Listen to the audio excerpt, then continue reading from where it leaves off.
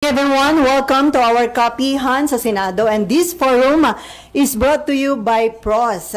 And our guest for today, medyo excited tayo dahil na-miss natin siya for the past 3 years. First kapihan niya mula na magbalik sa Senado under 20th Congress. He is now the new Senate President pro tempore, the new Blue Ribbon Committee Chairman, and known for closely scrutinizing the annual budget. Siya yung tagapagbantay na ating pambansang budget. Let us all welcome Senate President pro tempore Panfilo Ping Lacson. Hi sir, good morning. Good morning Sally, morning Mare, morning sa inyo lahat. Good to be back and see old and new faces. Marami ng bago sir. Marami ring medyo old. Ayan sir, yung mga old nandun.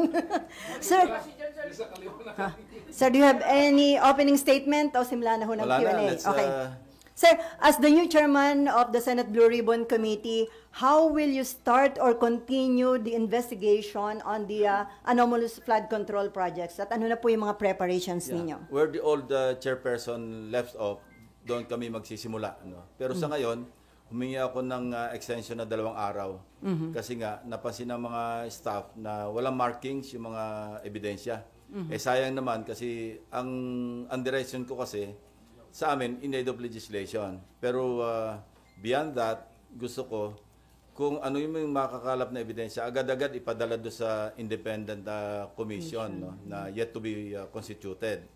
And katunayan, kagabi, nag-uusap kami ni Mayor Magalong kasi virtually, kasama na siya doon sa commission in whatever capacity. At ni Secretary Vince Dizon, no, I gave them, and also with to the Ombudsman, kasi nandito siya kahapon, yung acting ombudsman na Vargas, dahil siyempre legislation, may mga concerns siya pinapollow up. So nung nabanggit ko sa kanya, binigyan namin siya ng USB. Yung lahat ng contents noong mga pieces of evidence, documentary and whatever, na nabanggit ko sa aking 2 privilege speeches. Dahil alam nyo, bisita ko rin nung nakarang araw, nung isang araw pa, yung Anti-Money Laundering Council. Kasi meron din silang pinupurso na legislation. Napag-alaman ko, hindi sila pwede mag-freeze ng accounts unless merong formal complaint na na-file. So, knowing that and upon learning that, sinabihan ko si Secretary Vince Dizon na kung pwedeng madaliin yung pagpapile ng complaint, at the very least complaint, not necessarily information na ipapile sa korte, kundi complaint lang, para yung AMLAC can proceed na mag-freeze na kagad ng mga accounts ng mga individuals concerned. So do you think may enough na ho na mga evidence para makasuhan yung mga dapat kasuhan, sir? Yung nakalap naming evidence, open and shut cases, and I enumerated, di ba, nung Tuesday, yung mga pwedeng kasong isampa laban sa kanila. Yeah, malversation, true falsification. And mind you, pag yun ang i-final, ang threshold noon is 8.8 million. Pagka more than 8.8 million pesos, no bail yun. Kasi reclusion perpetua, 20 years and 1 day to 40 years ang hatol. So yun ang pwedeng i-file kagad sa DOJ. And yung 6713 at saka 3019, yung anti-graft or yung Code of Conduct, pati anti-graft, pwedeng isampa sa Ombudsman. And as we speak, si Secretary Vince Dizon, mabilis. Kasi kagabi lang kami nagkausap, kahapon actually, dahil sabi ko, pakuha mo na rito yung mga kailangan yung dokumento na para makapag-file ng complaint. Ano lang to, cover letter lang ang kailangan nito kasi nakakompile na lahat. At kanina, napakabilis ng umaksyon. At sabi ko, agad-agad, after ma-receive yung inyong copy ng complaint sa Ombudsman o sa DOJ, mag-request na kayo ng pag-freeze ng accounts sa AMLAC. At HDO din, sir? Sa tingin ko, mangyayari yan within the day. Sorry. So, sir, considering yung mga na-provide nyo ng mga documentary evidence, sino po yung mga una na makakasuhan ni na Secretary Vince Dizon? Yung sa second privilege speech, maliwanag yon, yung 5. BGC Boys? Mga signatories, Alcantara, Hernandez, Dumasig, JP De Guzman, JP Mendoza ba yan? Anyway, kumpista ako kasi may mga aliases Pati yung yung mga San Diego, pati yung mga kontratistang na-identify yung SIMS at saka yung IM, saka Wawaw. No? Sa first privilege speech, ganun din. May mga na-identify doon. And hindi naman ito yung parang hearsay, kundi mahilig kasi ako sa resibo eh. Kapag gumalaw kami ng mga staff, sinisigurado namin na may kasamang resibo at pwede magamit sa pagpapile ng kaso. Hindi lamang sa pagpapile ng kaso, pwede magamit all the way sa prosecution hanggang sa conviction. So yun sir, makakasuhan na, yun yung may pinakamabibigat na kasalanan na meron ng hawak na mabigat na ebidensya laban sa kanila. Correct, yung malinaw na malinaw. Yung pagpasok lang sa kasino, meron na yon yung PD 1869, di ba, as amended. At yun, pwedeng itawid doon sa RA 6713. Pagkatapos yung malversation nga, yung using fictitious name or concealing true name, Article 178 ng Revised Penal Code. Meron ding karampatang parusa yon. And of course, yung paggamit ng mga ng fake na driver's license, yung umaksyon na rin yung LTO. No? Pero sir, kahit na sila yung makasuhan na, ipapatawag pa rin sila sa Senate hearing? Doon Yes, sasagawan yung definitely. Lalo na, sina Bryce Hernandez, lahat sila, yung BGC boys, papatawag namin yon. Sir, before RG, so sir, yung bang nasimulang direction ni dating Blue Ribbon Committee Chairman Rodante Marcoleta, yun din ang susundan nyo na direction o magbabago kayo ng direction? Hindi, yun din ang, kasi yun naman, in aid of legislation, tapos yung mandate ng Blue Ribbon, maliwanag naman accountability of public officials. No? So, yun pa rin ang direction, wala mababago. Yun lamang, siguro, kung ano yung matutuklasan pang panibago, ihahalo namin yun. Sasama. At magkakaroon pa ba, ma'am, part 3, yung inyong privilege speech, sir, o wala na? Depende. Ganun pa rin ang sagot. Depende. Kung mayroong mga bago, hindi yung uulitin lamang, similar or the same, yung mga flood control na ghost, ano na yun tapos na tayo doon. Kasi case studies lang naman yung ating ipinakikita.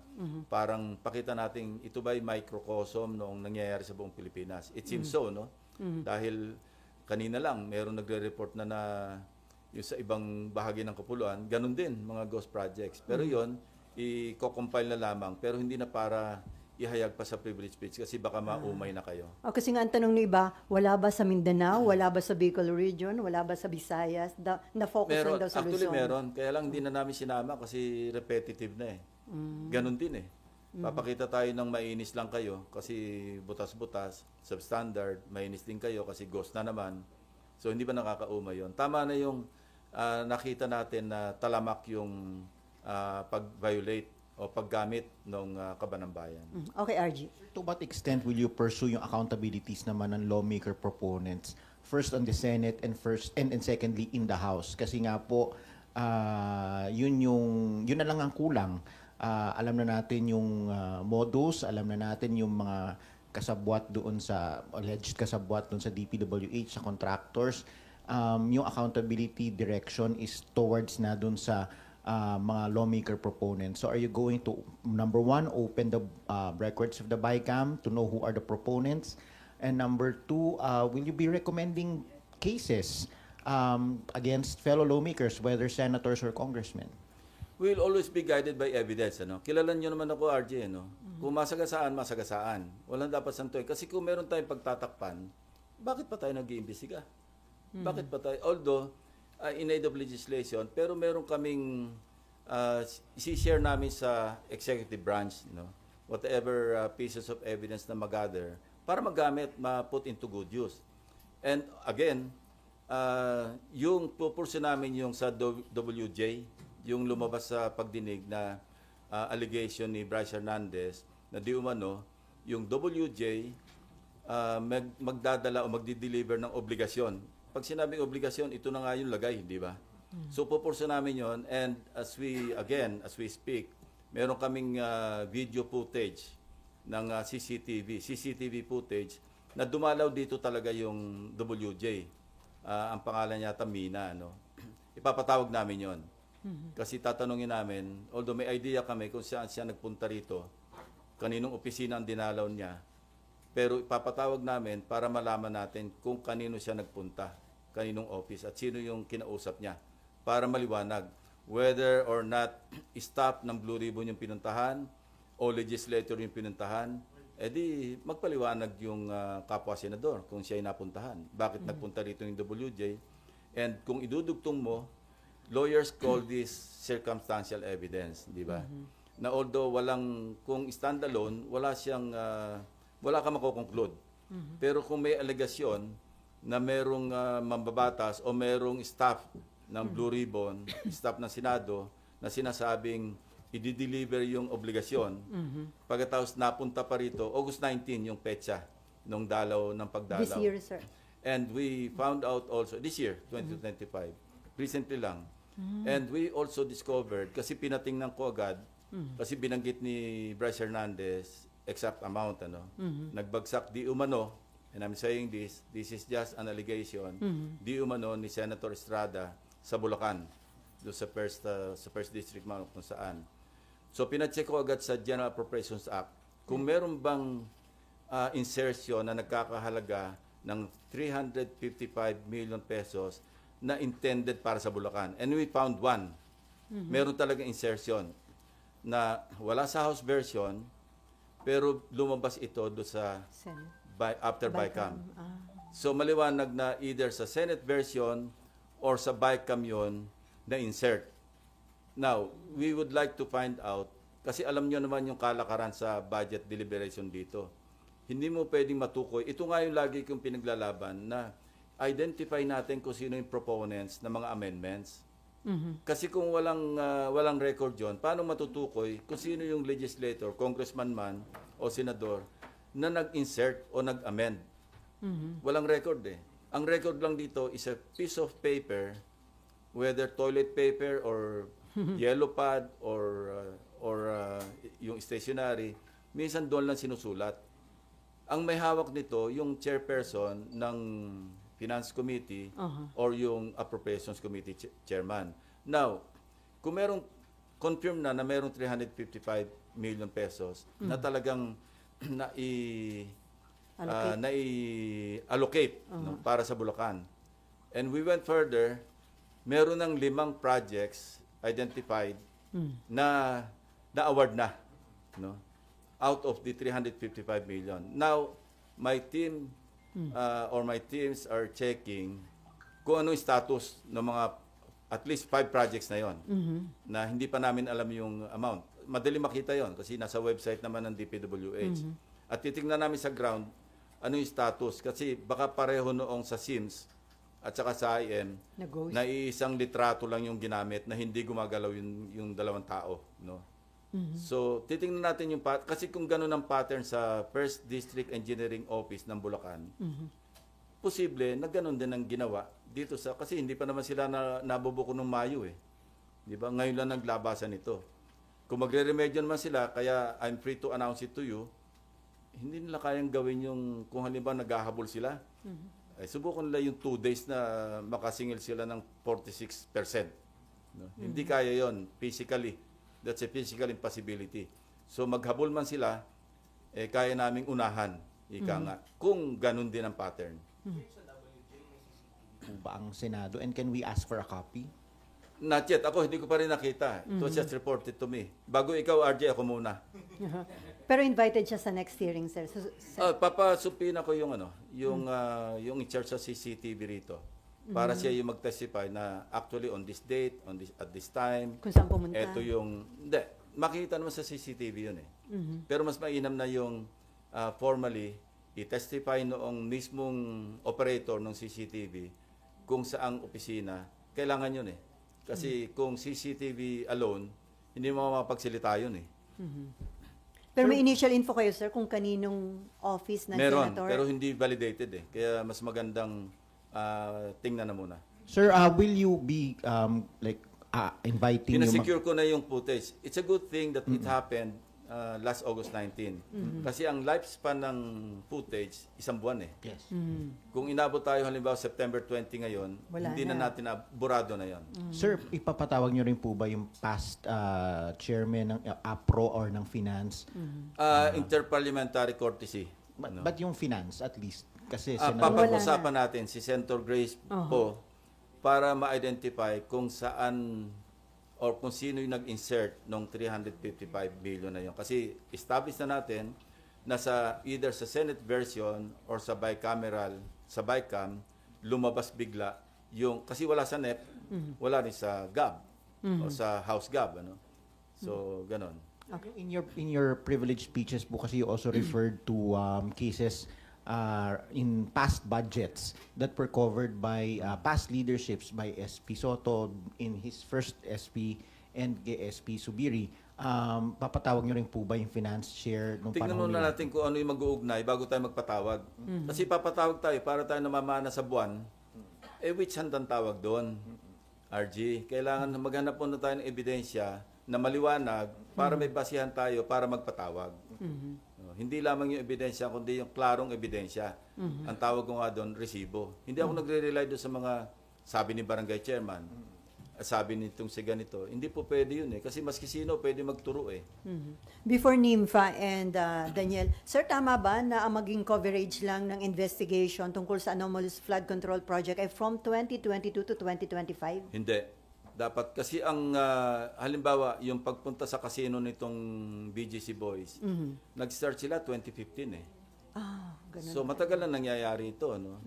Pagkatapos yung nasundan namin yung at lalabas ito siguro pagka halimbawang may legal na pamamaraan na yung Anti-Money Laundering Council maglabas ng resulta ng kanilang pag-freeze ng accounts kung hindi ko sigurado kung confidential ito, kung classified material yon o hindi. Makita naman natin doon yung takbo kung saan pinakamaraming transaksyon, halimbawa Diskaya, couple, ano? Kasi as far as I know, meron silang mag-asawa na separate bank accounts. Kung anong period lumobo yon, ibig sabihin doon sila na mayagpag. No? And makikita natin yon sa susunod na kabanata. At sir, bilang kayo na ngayon Blue Ribbon Committee Chairman, meron na bang mga lumalapit sa inyo na nag-express ng intention na maging star witness o kaya whistleblower tungkol sa mga iba pang involved dito sa flood control anomalies? Even before I was elected na chairman ng Blue Ribbon, marami lumalapit after my first privilege speech. No? Yung iba, siyempre, sinasala namin, ano bang motibo nito? In fact, known personalities na nakarating sa office ko, nagpapahayag ng kanilang intention na mag-state witness. So, pinapaliwanag ko sa kanila, ang pwede ko lang i-recommenda yung legislative immunity, parliamentary immunity, kasi nakapaload naman yun sa Witness Protection Program. Na kung saan, pag naupo ka sa isang pagdinig ng komite at ikaw ay nagrantan, na-grant ng Senate President upon the recommendation of the chairman, na covered ka ng legislative immunity, lahat ng sasabihin mo, maski incriminate mo yung sarili mo, hindi pwedeng gamitin sa'yo. Now, yung moving forward, kung magkaroon ng prosecution, wala na yung Senado doon. Ang magdidetermine kung sila ba ay uubrang maging ordinary witness or witnesses or accused to be discharged as a state witness, iba yon, korte na yon. Recommendatory yung prosecution.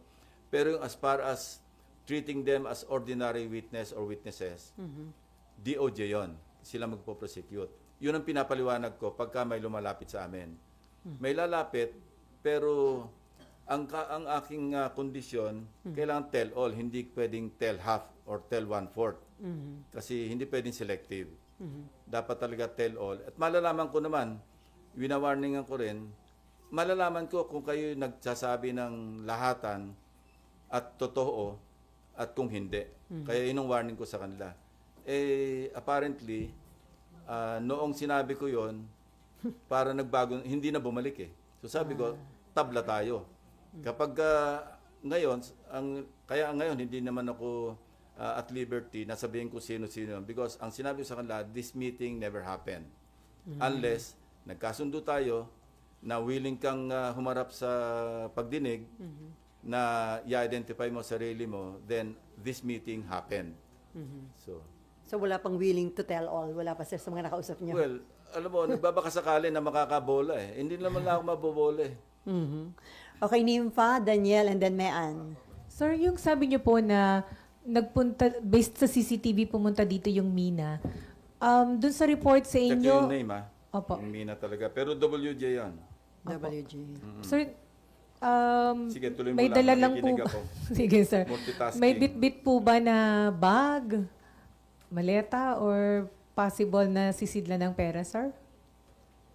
Hindi ko pa alam yon. Hindi ko pa nakita eh. Pinapasecure ko yung footage at the same time para mamaya kasi may meeting ako, may staff meeting ako after dito.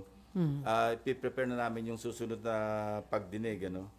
Na Mina, tama. Mina yung name ng representative ng WJ. So, tatalakay namin ano yung way forward namin sa pagdinig sa Thursday.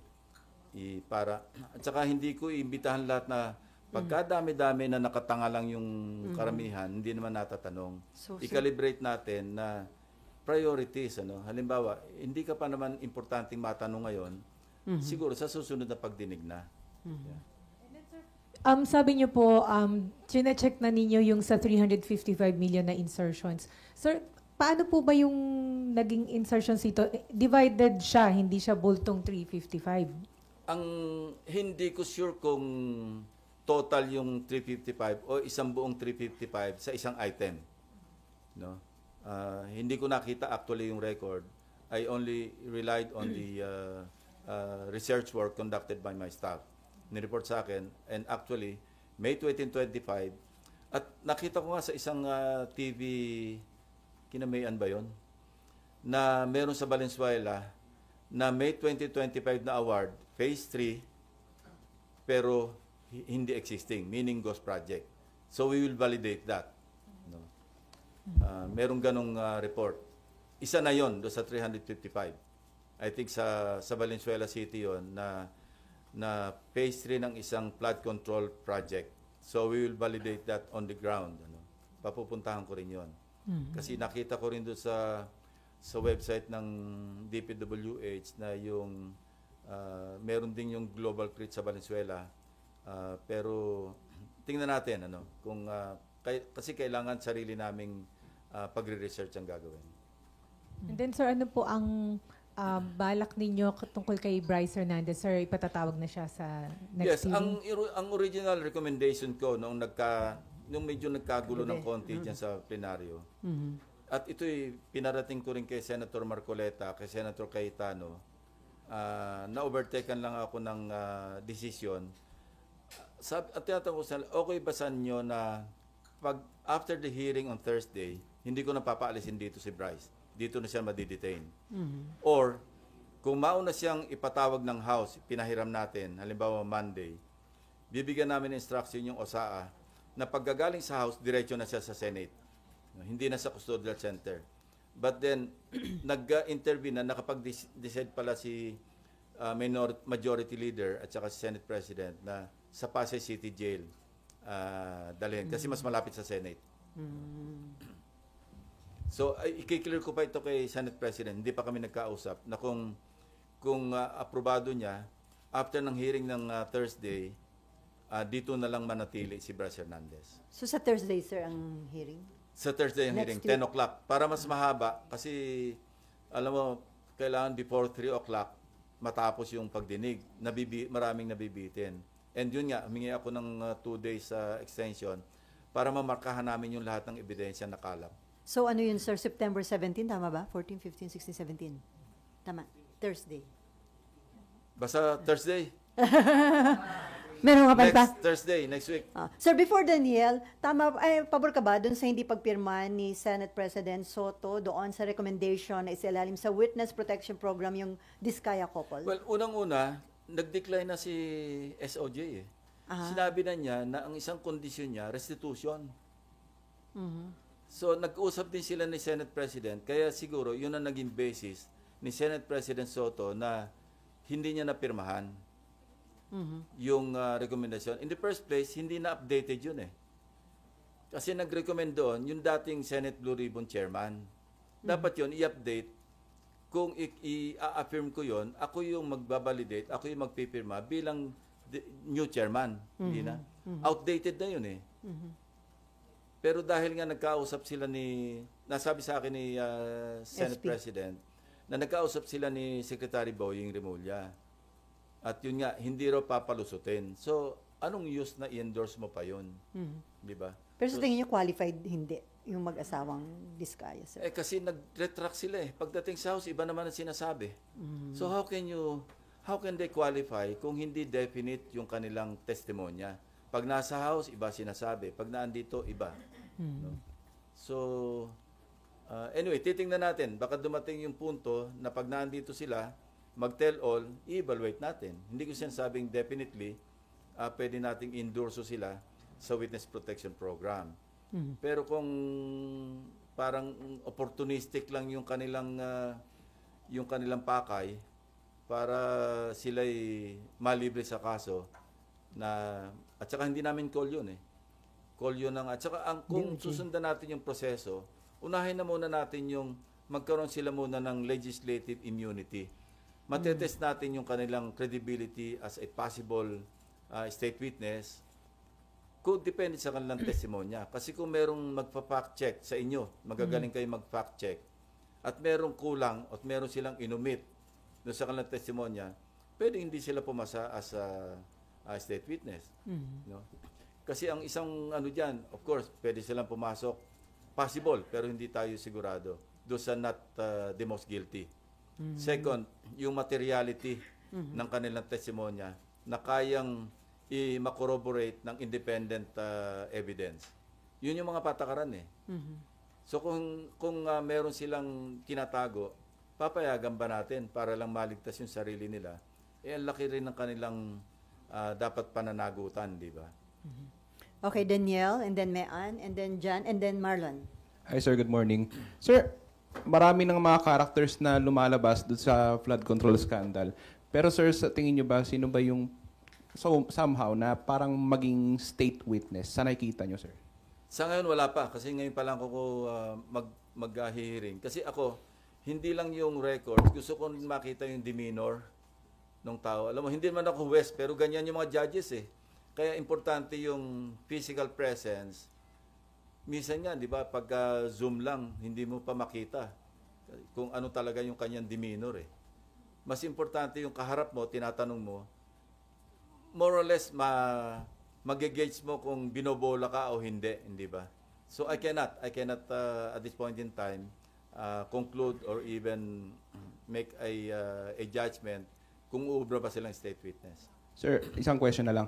Sir, lumabas na doon sa expose niyo yung MBB. Ipapatawag nyo rin po ba si dating Secretary Bonoan? Tsaka nakikita nyo ba talaga yung involvement niya doon sa flood control scandal? Una, gusto ko i-correct yung si Mark. Saan ba si Mark? Wala rito. Mark Medyo Cayabyab. nagulo yung report niya. Medyo mali yung understanding. Walang direct on record. Hindi ko sinasabing definite ito. Walang involvement yung mga anak ni Secretary Bonoan at Undersecretary Bernardo doon sa Global Crit Builders. Wala. Yun, pagmamayari yun ng mga maglangking. Ngayon, kung merong sila mga proxy doon, yung dalawa, Undersecretary Bernardo and Secretary Bonoan, hindi ko alam yon kasi wala naman sa record. Ang maliwanag na nasa record, yung mga anak ni Maglangke, Bernardo, at saka Bonoan. Yun, sinigurado ko yun kasi ang nakalagay lang doon is Fatima Gay B. de la Cruz.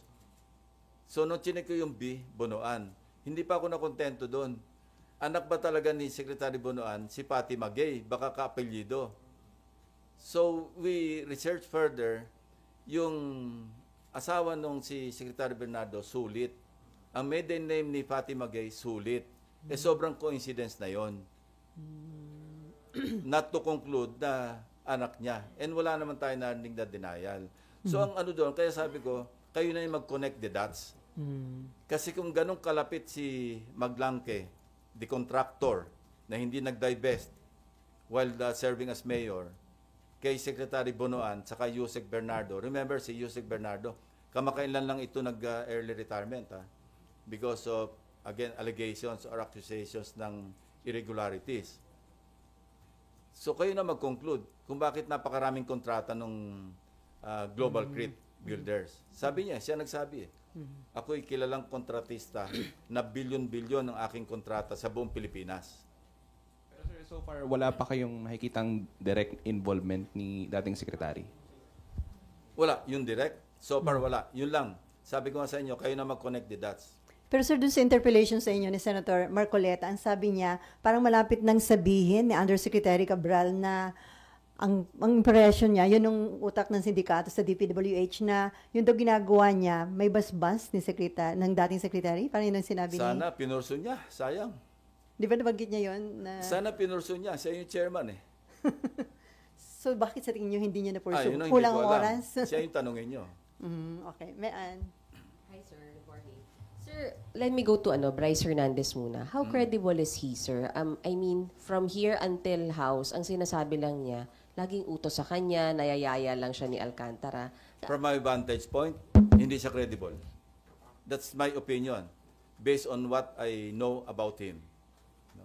Kung siya niyayaya lamang, paano siya nakapag chips to cash to chips na billion? Saan galing yun? Niyayaya lang siya, pantaya lang siya ni Alcantara. May sariling taya si Alcantara eh. 1.4 billion nga yung kanyang cash to chips eh. Imagine, for the past 3 years yun, hindi naman ito one time na nagpapalit ng 1.4 billion. Pero from 2023 hanggang 2025, ang record sa mga casinos, the different casinos, imagine 1.428 billion yung pinalit mong cash to chips. Saan ang galing yun? Si Bryce Hernandez naman, billion din yung kanyang chips to cash. Bukod pa yung cash to chips. Saan ang galing yun? Oh. So, sir, dapat pa ba siyang ipatawag at paniwala? Papatawag. Definitely. Gusto ko maliwanagan yung sinasabi niya na delivery ng obligasyon. Anong ibig niya sabihin? Gusto ko i-pursue yun. Kasi nando sa cellphone niya eh. Para maging part ng official record ng Blue Ribbon. Kasi doon, hindi naman namin record yun eh.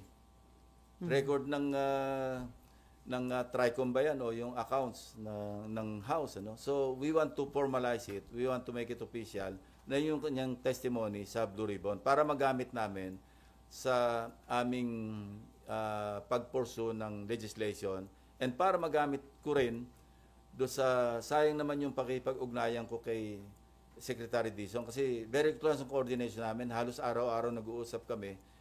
Yung nagpunta nga siya ng Mindoro, nung nagpaalam siya, sabi niya sa akin, bukas pupunta ko Mindoro. Agad-agad, sabi ko, ipadala ko sa iyo yung kopya ng first privilege speech and the documents that we gathered. Kaya tukoy niya nang puntahan yung Sitio Dike eh. Sir, gaano ka possible yung money laundering? Dahil doon sa cash to chips, chips to cash? Very possible. Very possible. Kasi makita mo doon sa cash to chips, chip to cash, hindi balansyado. So, meron kaming report, yun ang kailangang ma-validate na maglalaro sila, magpapapalit ng cash to chips, tapos magpapatalo ng kaunti, ipapalit yung chips to cash, papalabas na panalo. No?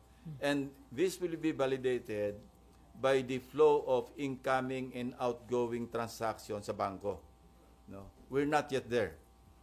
AMLAC ang magpapatunay nun. Kaya, sabi nila, kaya naming sundan yan, hihimayin namin yan para ma-establish yung pattern. Kailan sila nagpunta ng casino, magkano pumasok sa bangko, at magkano lumabas.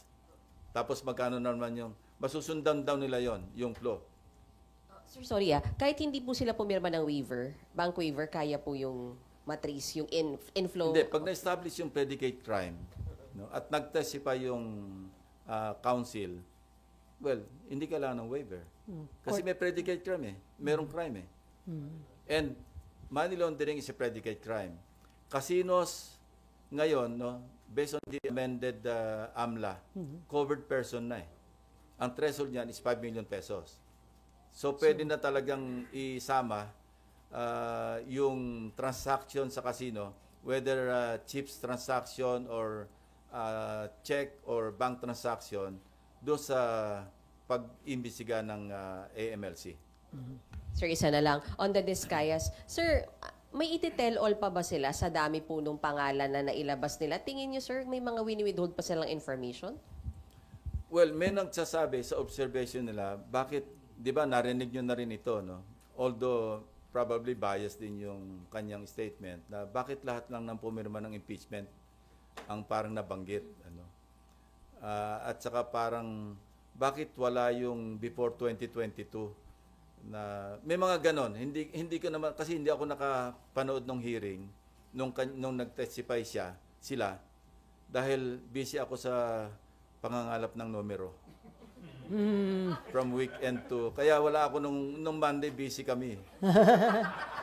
Kaya hindi ko na monitor yung pagdinig. Oh. Pero tingin niyo, sir, marami pa siyang sasabihin sa dami ng names na yun? Dapat marami siyang sabihin. Otherwise, wala siyang pag-asa na kung gusto nilang, ang tumbok nila is pumasok as state witnesses, wala silang pagkapag-asa kung ganyan lang yung kanila sasabihin. Okay, before dyan, sir, yung Beng Ramos, ipapatawag nyo at talaga bang taga-broom yun? Well, ganito, no? In fairness, kasi she's undergoing medical treatment. Sa ngayon, pinalipat namin siya sa motor pool. Kasi tinatanong ko, meron ba tayong holding group na parang holding unit sa Senado? Yun daw ang pinaka-holding group unit. So, I just don't want to delve anymore Okay. sa yung Because- tungkol kay Beng Ramos kasi medyo hindi maganda yung kanyang Health condition. kalagayan. And ano siya, casual siya. No? And ang pwedeng mangyari sa kanya, pagdating ng December, baka hindi na siya ma-renew. Okay. Okay, Jan, Marlon, Nympha, and then Amor, and then Ian. Sorry, Ian. Mike. Sir, yung recommendation do sa mga diskaya to be state witnesses, ano po ba yun? Nakikita niyo bang parang napakaaga naman, nagmadali, considering na isang beses lang po humarap si Curly dito sa Senate and sa masyado po bang Iwasan naging ko na maaga? lang mag-judge ko ano yung nasa isip o ano yung motivation ni Senator Marcoleta. No? Meron siyang reason, whatever the reason is, meron siyang dahilan kung bakit nirecommend niya kagad na maging state witness. No? Ayoko siyang husgahan doon. Ako, yung sarili kong pananaw, yung sarili kong sa tulong na rin ng mga members, no? Yung bagong composition ng Blue Ribbon na committee, pagtutulong-tulungan namin i-assess kung ubra ba talaga silang i-recommenda na pumasok sa Witness Protection Program. Okay, Marlon. Sir, initially sir, sa mga narinig nyo, nakita nyo dun sa mga hearings, both Senate and sa House, may mga adormawanay na ba sir tingin nyo? Maniligaw lang din dun sa investigation. Sinira mo naman yung araw ko. Maganda usapan natin. Ewan ko, hindi ko alam. Wala pa kasing pagdinig eh. Tama, sir, and then yung pagkakasangkot po ng dalawang kasamahan ninyo dun sa issue ng flood control scandal, how will that affect the credibility of the Blue Ribbon hearings going forward? Credibility? I don't think so. Wala pa naman tayo dun eh. Kasi bagong labas lang yun. Newly discovered, ano yun, di ba? Sa testimonya. At wala pa rin sa Blue Ribbon yun. Sa House yun eh. Kung may re-record din dito, yung ganong aligasyon, ipupurso namin yun. Nasabi ko na nga kanina, ang attitude ko lagi, wag tayo magtakip kasi mawawala ng credibility yung ating ginagawa investigation. Pero how do you handle that kung may kasamahan po kayo, ba? Nandun sila, nagtatanong sila, nandun yung nag-aakusa sa kanila. Blindfold approach. If you know what I mean. Okay, before Nympha, sir, marami nagsasabi, di ba, nagkaroon na tayo ng pork barrel scam, tapos andito na naman, may panibago na naman tayong ganitong controversy at mas malaki pa po yung amount involved. May mali po ba? Well, Bakit nothing nauulit? can mollify, nothing can appease our people, especially this time. Kasi parang cycle, vicious cycle eh. After so many years, eto na naman. At sabi nga ng Secretary Dizon, this is even worse than the Napolis issue. Galit na yung ating mga kababayan. At na-inspire pa sila noong nangyayari sa ibang bansa. Huwag naman sana tayo umabot na mag-escalate sa ganung punto. Hindi maganda para sa bayan natin yon. So dapat gawin ng pamahalaan ng gobyerno ang lahat na magagawa para talagang walang cover-up, parang lahat kung saan tayo makarating, logical conclusion. And I believe in the, in the sincerity, in the political will ng Presidente, unless proven otherwise. Kasi sa nakikita ko, sa naririnig ko, especially from Secretary Dizon and other government officials who are in the know, yung mga malalapit sa Pangulo, maski kay Senate President Tito Soto, na gusto talaga niya raw walang katapusan. Yun ang binitiwan niyang term. Galit na rin, maski sinong tamaan. Yan din ang kanyang attitude. And I'm happy na sana hindi magbago yung ganong, masustain yung ganong determinasyon, yung ganong sinseridad. Otherwise, wala nang maniniwala sa pamahalaan. Yun ang nakakatakot. Okay, Nympha, and then Amor, and then Ian, and then back to RG. Sir, si Yusek Cabral, will you pursue Papatawag. yung naging... Iko-confront ko siya doon sa kanyang Viber message. Kasi maliwanag, even kay Secretary Dizon, kasi ang una kong pinagpadalhan nung screenshot na yon, Secretary Dizon bago ko ilabas sa... kasi pinagpaalam ko pa kay Senate President yun Pwede bang, with your permission, pwede ko bang gawing slide dito? Sabi niya, totoo naman So, yun. Although hindi directly sa kanya pinadala, sa kanya staff. Now, sabi ko nga, di ba, res ipsa loquitur, sabi ng mga lawyers, the thing speaks for itself. Ayan yung message, kayo na maghusga. Sabi ko nga, mukhang template, mukhang pro forma yung body. Marami pinadalan. Parang yun na yun. Nag-iiba lang yung kung sino yung addressee na pinadalan. Sir, kasi dun sa mga pag-uusap nyo ni Secretary Dizon, ano pong, parang anong wala, direction niya ang comment niya lang, loko to Kasi tinanggi sa kanya. Sinabi niya nga na harap-harapan, dininay sa kanya. To his face. Magkaharap sila Tapos ang pinadala ko sa kanya, isa lang ang comment niya. Loko to, sabi niya. Ewan ko kung nung susunod na aksyon doon sa loko to. wala pang suspension? Ewan ko. Ang dami niya naasikaso. Kaya hindi rin natin masisi yung mama na baka may nakakaligtaan. Pero maalala niya yan sigurado. And sir, di ba to parang... Remember, pinag-sign niya ng lahat ng courtesy resignation. Ang sabi niya, 100% from undersecretary down. Ang kanyang handicap, hanggang ngayon, wala pang appointment yung mga bitbit niya doon. And I know na yung may mga dala siya doon na matitino. Kasi yung isa doon, naging tao ko sa PNP. Yung dating OTS, si General Bisnar. I know him na talagang, all the way yan, and I can vouch for his integrity. Unless proven otherwise when he's already in the DPWH. But yung kanyang career, nasundan ko yon hanggang sa mag-general siya, talagang iba yung niya. Para si Mayor Magalong yan. Sir, hindi ba pwedeng parang mag-branch out tong issue na to DBM kasi insertions ng budget yung... Tatanungin ko rin si Secretary Mena. Kung, kasi sila yung nagre-release ng pondo sa ahensya, di ba? Para lang maging formal, maging on record na yung 355 or part of it na-release niya. Kasi part ng yun I think part ng for issuance of SARO. Ang huli naming tingin, parang part yun ng 142 billion na na-insert ng Senate do sa BICAM. So hindi ito validated for further validation. Initial examination would suggest that na yung 355 billion, part yun ng 142 billion na Senate insertion sa BICAM.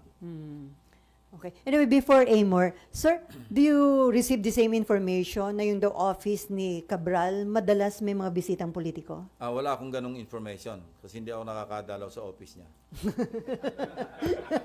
Amor. Hello po, Sen. Dito po. Sorry, ang liit ko. Tumayo ka na kaya?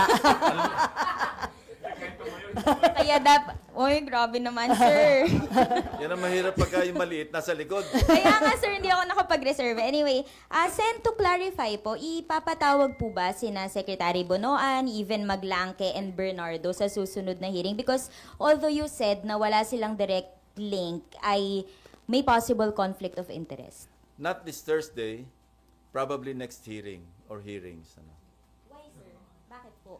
May mga dapat pang, kasi kung papatawag mo, hindi naman maasikaso, sayang din yung oras ng mga tao Kaya nga, sasalain muna namin, hindi lahat ng top 50 na nabanggit na Pangulo, laging naandyan Hindi naman lahat ng kailangan sa DBM, kailangan present sila dyan. So, i-calibrate natin para maayos lang yung salansan ng tanungan, pati yung salansan ng mga resource persons. Sir, balikan ko lang po yung yung sinabi niyo po na na-confirm po ninyo yung 355 million pesos na budget insertions. Does that mean kahit papano ay credible yung information na inilabas ni Bryce Hernandez? That would add to the credibility. Kasi exact yung amount. Nung chinek namin, indeed, meron talagang 355 billion na wala sa House version, wala sa NEP. So either sa Senate version or sa BICAM. Yun na insert. Ang next na lang po na ipe-pursue talaga ay sino yung behind, sino yung proponent nun? Yun ang bigger challenge because walang record. Walang record kung sino yung... Kaya nga, lagi kong, di ba, doon sa interpellation ko doon sa Senate Concurrent Resolution, kulang yung transparency. Kailangan malaman natin sino ba yung naka-record din, sino yung individual proponents noong mga insertions, noong mga amendments. Nang sa ganon, tukoy natin pagka may nangyaring problema doon sa proyekto, alam natin kung sino nag-insert, lalo na kung ghost. Kung ikaw ang nag-insert dyan, ikaw ang proponent ng amendment, dapat binantayan mo yan. Dahil meron kang shared responsibility para malaman na yung inamend mo, tuloy-tuloy, maayos yung implementation. Although wala kaming participation sa implementation, pero meron kaming oversight function, yung Senado, yung Kongreso. Sir, last na po on my end. Sir, kung walang record, ibig sabihin possible for the proponent to just get away with it? Possible. Wala kang record eh. Kaya nga, moving forward, kailangan maging transparent all the way, every step of the way from the NEP. Yung NEP, taken care of. Kasi sinabi na ni Secretary Pangandaman noong DBCC hearing na meron na silang hub, transparency hub, pero hanggang NEP lang. Kaya sinasuggest ko, isagad na natin hanggang sa, kung pwede hanggang implementation, na merong participation, at least sa monitoring, yung public. Diba? Sabi niya, meron yon. And the public can even upload photos. Kung sa tingin nila, hindi na updated yung photo na in-upload ng agency na nag-implement, pwede yung public mag-participate kasi open to the public na i-upload nila yung photo para ma-update yung mga status ng mga proyekto. So sa 2026 budget, gagawin niyo, sir, para clear na kung sino yung proponent? Kaya nga, pinapa-approve ko nga, kasi ang timeline nila is 3 years. Ang sabi ko, baka pwedeng isian para sa 2026 or 2027, open na lahat. Wala nang room for ghost projects, wala nang room for substandard kasi nababantay ng public. Ginawa namin yun sa Yolanda eh. Meron kaming yung naggawa kami, ginasusan ito ng UNDP at saka ng I think World Bank, malaki yung gastos, yung empathy, transparency hub, yung why doon Yolanda. Ipinamana namin to, iniwanan namin ito sa NEDA at that time. Na kung pwede, kasi ang sakop lang noon, lahat ng projects, mga PAPs sa Yolanda Corridor. Nung binaba namin yung sa NEDA, gamitin nyo ito para buong Pilipinas, lahat ng infrastructure projects, livelihood, mahagip nyo, ito na yung hub, ito na yung lahat ng datos, pwede nyo ipasok dyan. Unfortunately, mukhang hindi na-sustain. Ewan ko kung nasaan na yun ngayon. Sayang yung perang ginastos ng United Nations Development Program and other mga international agencies, JICA yata nag-contribute din doon. Walang gastos ang gobyerno nga ron naiputap namin Hindi naman ginamit, sayang. Okay, Ian, and then Raymond. Hindi. Ian ba? Anim pa muna. Under duress ako daw muna. Sir, pwede ba akong tumakas ng, pwede na ako umuwi? mga 11:20, 11:30. Kasi meron akong 12 o'clock. Sige, sir. Sir, Familiar yung pwede na ako umuwi. Oo nga, sir. Di ba? Iniiwan naman na ako bigla dito. Hindi makarelate yung mga bata. Sige. Sir, pa-clarify lang po, yung 355 million, o yung nakita ninyong insertion, buo na 355? Yun ang inalam namin. Pero it's either yung total 355 or isang item na 355. Opo. And then, kailan po yung pangangailangan na tanungin tungkol dito That's si Senator for 2025. Opo. Kasi gaaya ng 2025. So kailan po yung pangangailangan, sir, na tawagin Nagkaroon ng award May 2025. And then, so kailan po yung pangangailangan na imbitahin si Senator Grace po para tanungin kung sinong nag-insert? Pag-uusapan namin ni Senate President at kung pwede mapakiusapan si Senator Grace po na mag-attend as a resource person, then gagawin namin. Pero how would she be treated, sir? As a former colleague, I think she also deserves the courtesy being a former colleague here in the Senate. Wala pa pong... Hindi naman para i-contempt at para ipakulong. Hindi maabot doon. Wag naman. Pero wala pa po kayong prior na pag-uusap? Or... Wala pa. Kasi kahapon lang namin na-discover yung 355 na wala sa NEP, wala sa House version. And then, sir, how about former Secretary Bonoan? Ano po yung kanyang pananagutan dito? Kasi nakita niyo po, sabi niyo nga, kung iko-connecta yung dots. But at the very least, kailangan mag-explain siya. No? Na meron pala siyang ugnayan sa isang malaking kontratista. No? Bakit nagkamala napakaraming kontrata? At sa Bulacan pa lamang, flood control pa lamang, 2.195 billion na. Pero yun, hindi niya yun dinisclosure eh. So, may nakikita ba kayong intention to conceal the information? Ang nakikita ko lang, kasi paulit-ulit siyang isolated case yung napuntahan ni President Bongbong Marcos. Alam ko namang hindi isolated case yun. Di ba sabi ko nga, isolated case here, isolated case there, isolated cases everywhere. Ang hinihintay kong isolated case, yung tama yung pagka-implementa. Naghahanap ako noon.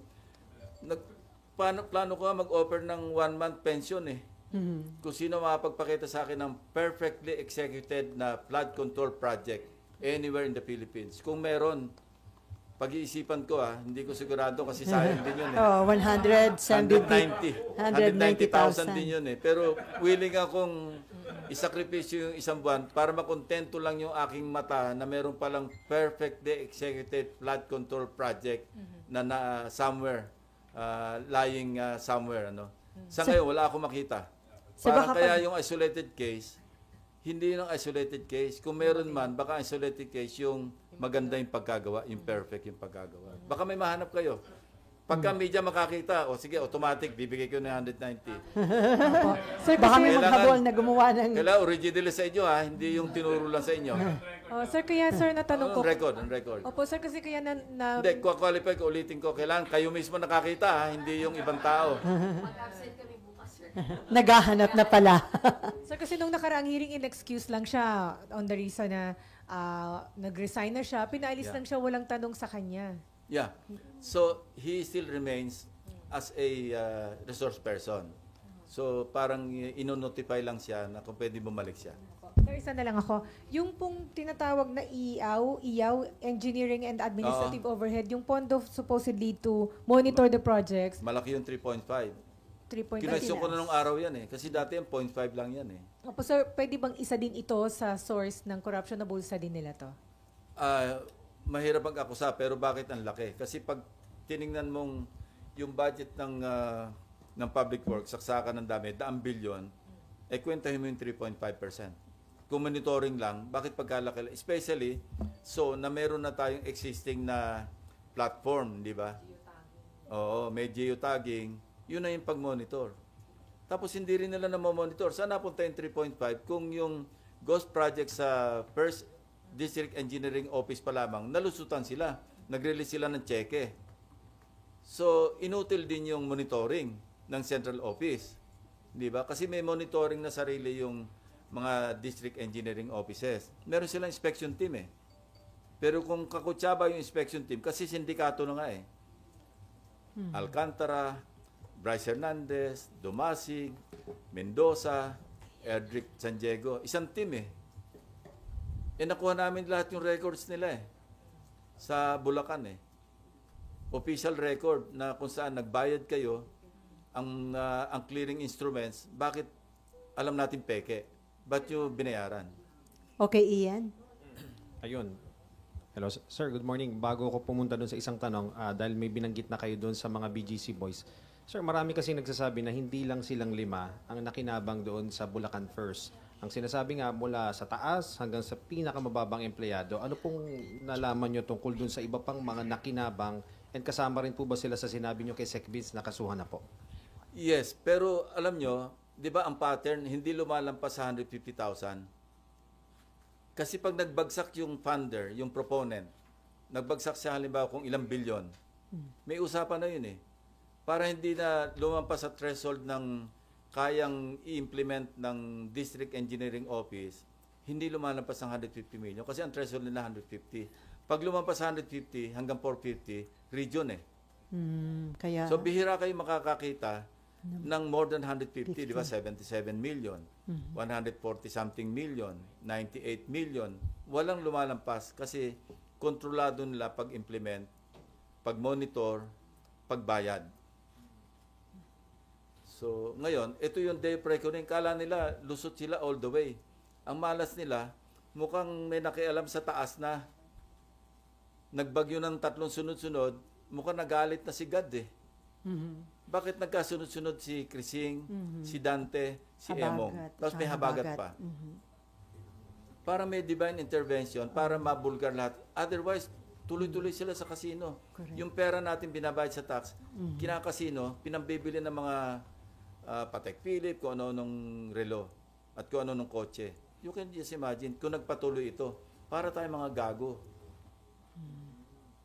Pero Senping, yung mga lower than kina Bryce, yung mga iba pang mga tauhan Hindi, doon. yun na nga yung team niya eh. Yun ang lower eh. Si Dumasig, I think, one of them, project engineer. Merong si Erdrick San Diego, siya yata yung lab tech. No? Parang siguro, taga-check.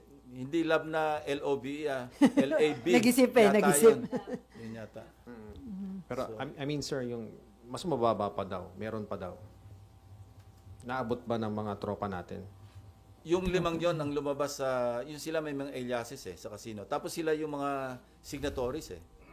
So, we go by where the evidence brings us eh, di ba? Kasi kung hindi naman hagip ng ebidensya, pangit naman na sabihin natin kasama sila. So, kailangan kasama sila sa resibo. okay, Raymond. Last na lang sa akin. Sir, ang lumalabas kasi sa mga nauna ng report, 142 billion ang insertion ng Senate. So, Yes. do you think... Baikan pa lang yon. Oo, pero do you think hindi lang 2 senador ang pinag-uusapan natin dito? And I don't know. paano kung mas maraming senador pa nga ang I lumabas? don't know, mawalan kami ng quorum. Hindi sir, pero seriously talagang... No, seriously. Baka mawala ng quorum kasi kung kasuhan sila halimbawa Sandigan Bayan at plunder o kaya malversation o masama sila doon sa non-bailable na kaso, Makukulong. hindi ko sinasabing aabot sa walang quorum. Pero kung, ang sabi ko nga, pag nag-imbestiga tayo, dapat naka-blindfold tayo, hindi pwede yung, di ba, nakapaint yung isang mata para hindi mo makita yung kaliwang side sa kabilang aisle. Dapat hindi ganun. No? I think our colleagues understand that, no? Where I'm coming from. Kasi ba't pa tayo magsasagawa ng investigation kung mamimili lang tayo? Parang hindi naman fair do sa pinili natin, di ba? na maraming senador yon kasi No. sabi nyo nga 355. I won't get there, no.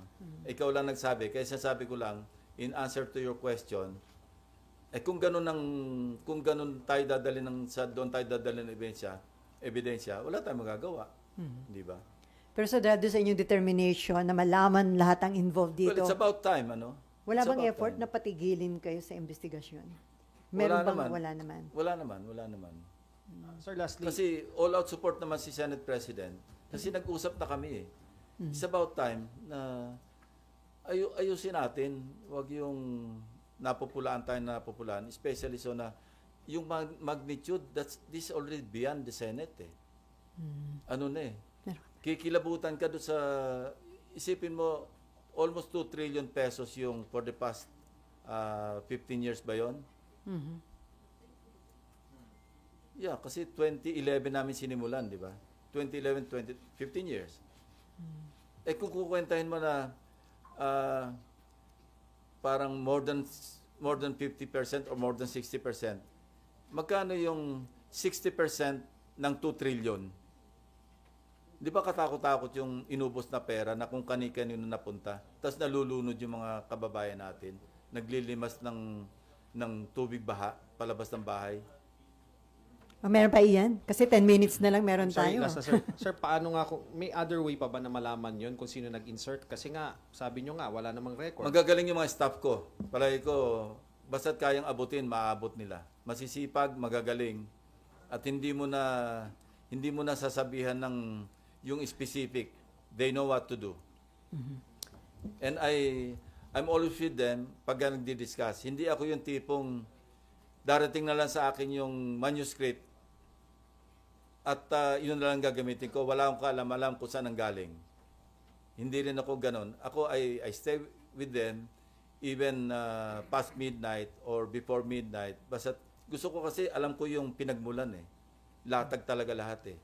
At ako, nagsasabi ko sa kanila na huwag kayong tumigil dyan. Hindi pa ako kontento dyan. Kaya nga, di ba, ang daming layers na inabot. Sabi ko nga, hindi pa sapat ito. Although sapat na, hindi pa rin sapat. Puntahan nyo pa rin. Gusto ko pa rin makita kung ano itsura. Okay, Raymond, Asher. And then Asher. Ay, tsaka yun. Sir, good morning.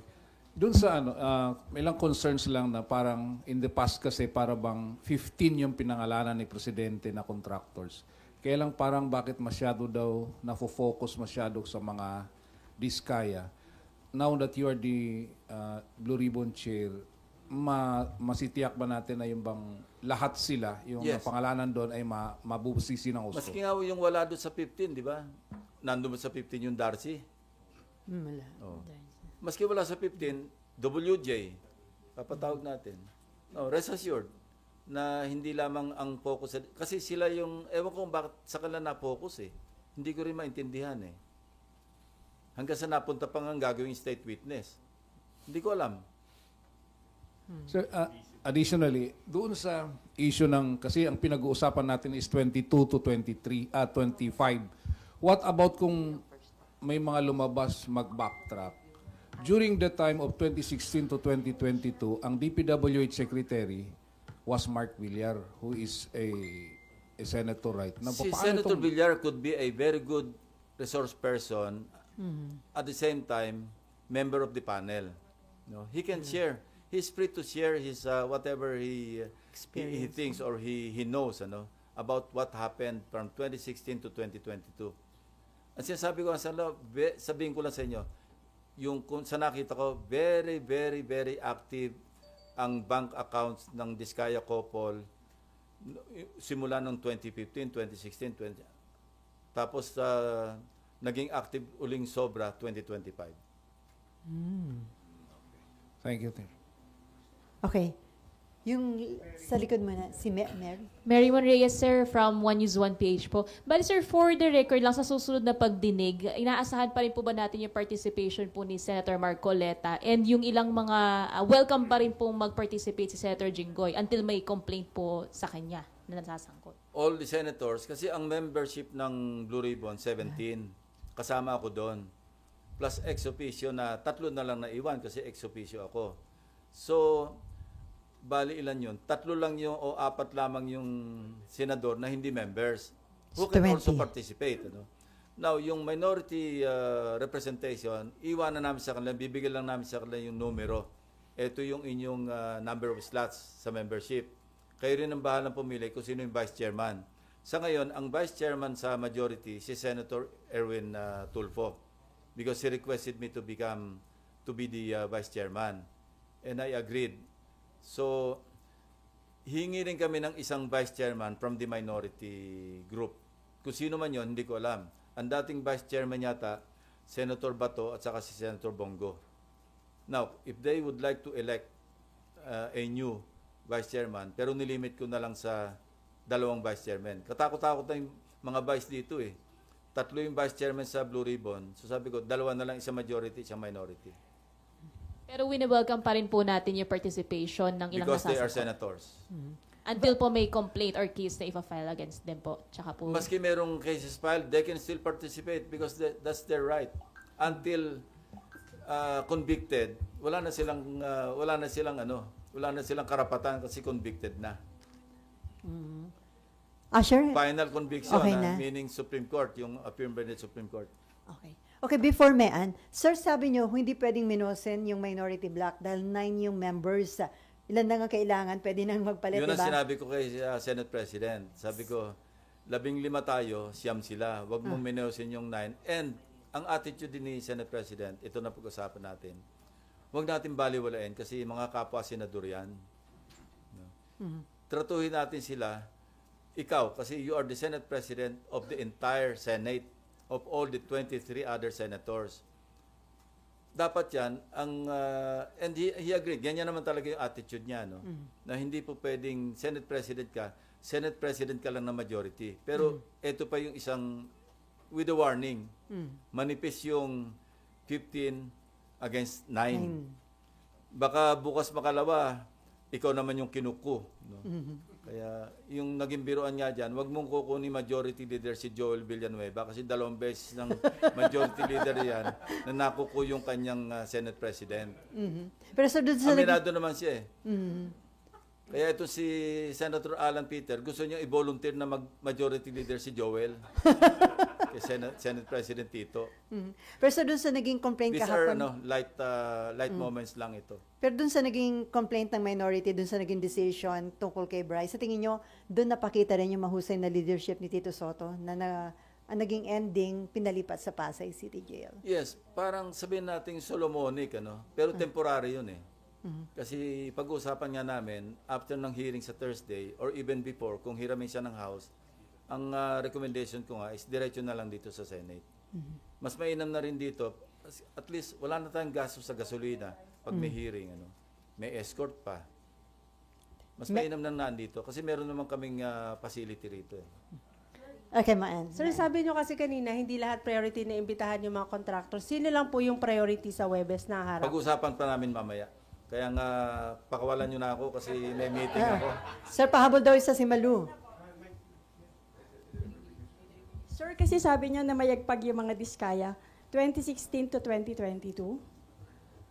Sir, senador po kayo nun, hindi niyo po natunogan that time? Hindi namin kilala si Diskaya noon. Ngayon nga lang nagsulputan eh. Okay.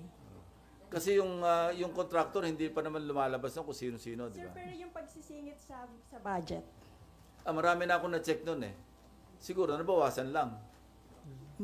Marami ako na-kaltas noon, year in, year out. Sa budget ng DPWH. Marlon, may pahabol? Sir, sa dami niyo pong inimbestigahan na anomalya sa gobyerno, irregularities, paano niyo po irarank tong flood control scandal na? One of the most challenging ito, actually. Kasi complex at saka masyadong widespread. Kaya hindi mo alam kung sa katutungo kasi nakakahilo. Kung ano yung uunahin mo. At saka, basta medyo complex. Maski nga si Secretary Dizon, overwhelmed siya eh. Sabi ko, sama niya sa priority niya yung barbershop. Mukhang hindi na nagpapagupit yung mama. Is it also the worst that you've seen so far? I think so, yes. Even worse than yung Napoles na, yun din ang observation ni Secretary Dizon sa kanyang based sa experience. At sir, panghuli na lang sir, ngayon kayo na ni Senate President Soto nasa posisyon, do you think mapapabilis na ho yung completion ng Senate building? Wala si Mabe, ako na nagtanong in behalf of Yes, we elected Senator Loren na siya yung accounts chairman. At tubilis siya, sabi ko, tulungan na lang kita. Kasi ang tradisyon, pagka Senate President pro tempore ka, isa lang yung committee dapat hawakan. So pinag-iisipan pa nga namin na bibitiwan ko yung electoral reforms. Kaya lang, napag-usapan ako ni Senate President, meron siyang bill sa party list. No? So kayo pa rin? In the meantime, no? But eventually, I will relinquish yung chairmanship ng electoral reforms dahil nga isa lang dapat. So yung accounts, hindi ko na nga mahawakan. Sabi ko lang kay Senator Loren, bigyan lang kita ng staff backup na mga sanay na doon, no, sa Senate building para mapadali Sabi ko, ikaw rin, alis ka ng 2028, matikman mo man lang na mag-opisina ron. Yun ang challenge sa kanya. Yun ang parang, yun ang karot. So may target kailan makalipat doon, sir? Hopefully, kung kakayanin, Kailan, before 2028. Ganun pa rin. Kasi dapat yan ang original timeline yan. Yung yung third regular session ng 2022, dapat nandun na kami. Doon na magpupukpok sana si ano eh. Hindi nga nangyari kasi na COVID. Patapos wala na kami na abala. No? Ang titingnan din natin yung budget kasi we started with I think 8.9 billion. Ano? Eh ngayon parang lumolobo na siya ng 31. Parang i-check nating mabuti kung bakit parang sobrang ahead of the inflation rate yung taas ng budget. So si Ben Ramos, hindi ba hihinga ng kahit affidavit kung may sakit po siya? Inimbestigahan siya actually ngayon. Meron siyang parang explanation at napag-explain siya ng legal ng Sabi Senate. namin na niya na she was once Wala pa detailed akong update. Pero yun ang huling usap namin ni Secretary General, Secretary Bantog.